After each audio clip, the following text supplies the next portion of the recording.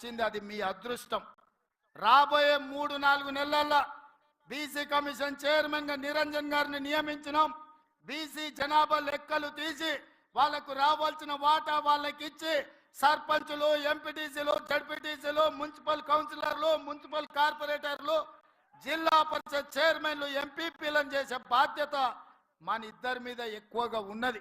ముఖ్యమంత్రిగా నేను, పిసిసి అధ్యక్షుడిగా మీరు సమన్వయం చేయాలి. ఇప్పటి వరకు జరిగిన ఎన్నికలు, ఎమ్మెల్యేలు, ఎమ్మెల్సీలు, ఎంపీలు ఇవన్నీ నాయకులకు సంబంధించినవి.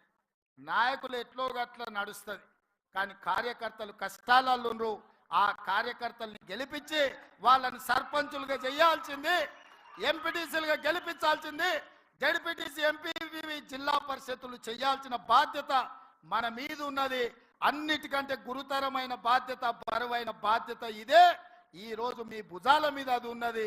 అందరినీ సమన్వయం చేయండి. గ్రామ గ్రామాన కార్యకర్తలు జెండా మోచినోళ్లను అవసరమైతే ఊపిరైన వదిలిండ్రు కానీ జెండాను వదలలేదు. భుజాలు కాయలు కాసే విధంగా కాంగ్రెస్ జెండా మోచిన కార్యకర్తల్ని గెలిపించాల్సిన బాధ్యత మన మీద ఉన్నది. వేదిక మీద ఉన్న పెద్దలందరి మీద ఉన్నది. మీ ఎన్నికలకు మా ఎన్నికల కంటే ఎక్కువ కష్టపడతా నేను. మహేష్ గౌడ్ గారు మిమ్మల్ని అందరినీ సమన్వయం చేస్తారు.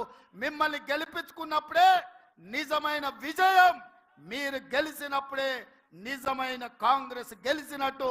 మీ గెలుపు కోసం, స్థానిక సంస్థల ఎన్నికల కోసం వేదిక మీద ఉన్న నాయకులమందరం కూడా పునరంకితం అవుదామని తెలియజేస్తూ మీ అందరి దగ్గర సెలవు తీసుకుంటున్న మిత్రులారా, జై కాంగ్రెస్. ఫామ్ హౌస్ లో వండిన ఆయన గుండెలు ఎదరాలరా నాయన, అవునా? నేను ఇక ముఖ్యమంత్రి కొన్ని ప్రసంగాలు తగ్గించాల్సి వస్తుంది.